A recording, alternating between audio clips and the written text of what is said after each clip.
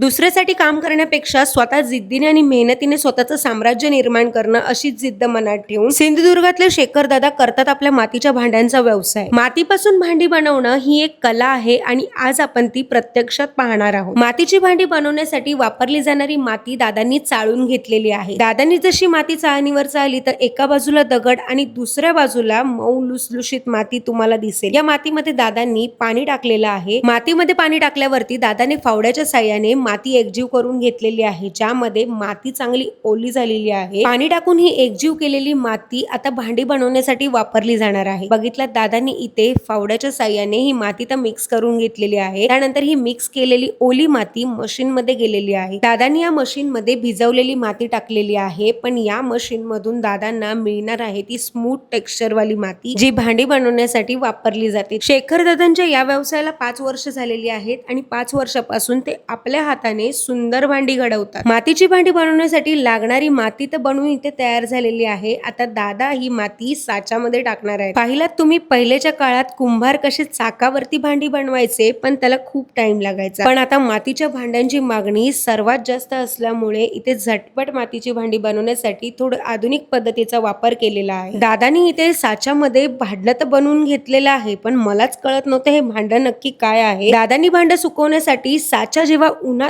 उलटा केला त्यावेळेला मला कळलं की हे भांड तर छोटी हांडी आहे, ज्यामध्ये आपण चिकन, भाजी किंवा कोणतेही पदार्थ आपण बनवू शकतो. आणि ही हांडी अशा प्रकारे बनवली जाते. बघितला किती भारी ना. गरमीच्या सीझन मध्ये समोरासमोर उभं राहून आपण मातीची भांडी बनताना बघणं म्हणजे माझं भाग्यच. आणि मातीपासून बनणारी भांडी प्रत्यक्षात बघायला मला खरंच खूप आवडली. दादांनी आता ही भांडी दिलेली आहेत काकींकडे फिनिशिंग साठी. म्हणजेच मातीच्या भांड्याला एक्स्ट्रा माती असेल किंवा त्याला फिनिशिंग द्यायची असेल, भांडं कुठे दबलेलं असेल किंवा क्रॅक गेली असेल, तर इथे अशा प्रकारे भांड्याची फिनिशिंग केली जाते. फिनिशिंग केल्यावरती हे भांडं एकदमच सुंदर दिसतं आणि खरंच बघत राहावं असं वाटतं. हे भांड्याला फिनिशिंग दिल्यानंतर ताईंनी ही भांडी उन्हात सुकायला ठेवली, जेणेकरून ही चांगली सुकल्यावरती मग ही भांडी कुठे जाणार आहेत माहितीये का? सरळ भट्टी. मला काही तुम्हाला सांगायची गरज नाहीये, कारण की प्रत्येकाला मातीच्या भांड्यातलं पाणी पियायला आणि मातीच्या भांड्यातलं जेवण जेवायला खूप आवडतं, कारण की मातीच्या भांड्यात पाण्याची आणि जेवणाची टेस्टच वेगळी येते. त्यामुळे मातीच्या भांड्यांचा क्रेज तर सगळ्यात जास्त वाढलेला आहे. पण तुम्हाला माहितीये का, मातीची भांडी काही सहजासहजी बनत नाही. मातीची भांडी सुकली की त्याला भट्टीत टाकावं लागतं आणि भट्टीत भाजल्यावर तयार होतात ते प्रॉपर मातीची भांडी. सिंधुदुर्गातले आपले मराठमोळे शेखर दादा जिद्दीने आणि मेहनतीने आपला व्यवसाय करत आहेत. दादा नमस्कार.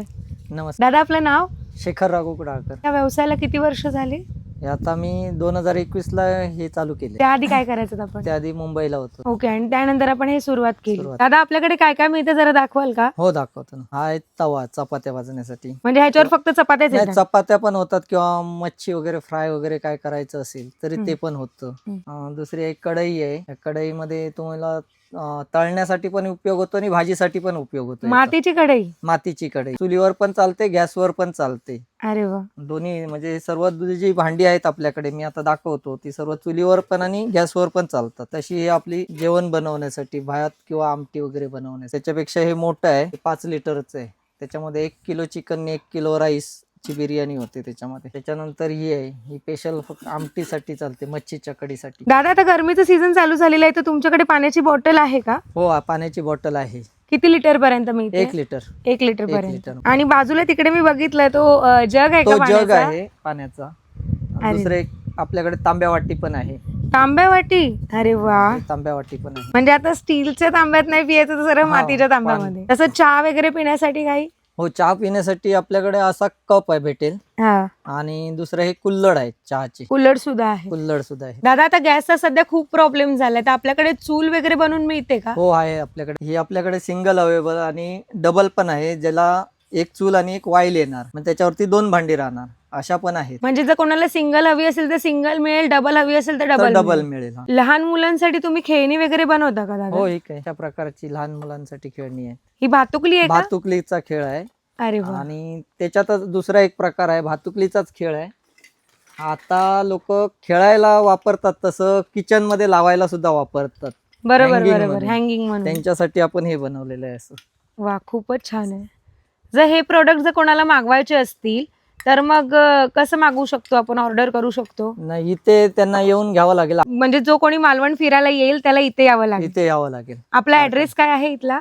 इथं आपला मालवण कसाल रोड, तिथनं अंगणेवाडीला रोड गेलाय, तिथनं 100 किलोमीटर म्हणजे गुरामवाड बस स्टॉप वरनं 100 मीटर वरतीच आपलं कारखाना आहे. कारखान्यावरती भेट देऊन हे सर्व घेता येईल. मालवण मधून जर कोणी आलं तर गुरामवाड बस स्टॉप वरून 100 मीटर वरती तुमचा कारखाना आहे. हो. आणि आपला नंबर काय आहे? 94 21 91 74 70. मग वाट कसली बघताय? तुम्ही जेव्हा सिंधुदुर्ग फिरायला जाल तेव्हा दिलेल्या नंबरवरती कॉल करून नक्की दादांच्या स्टॉलला भेट द्या आणि आपल्या मराठमोळ्या दादाला नक्की सपोर्ट करा.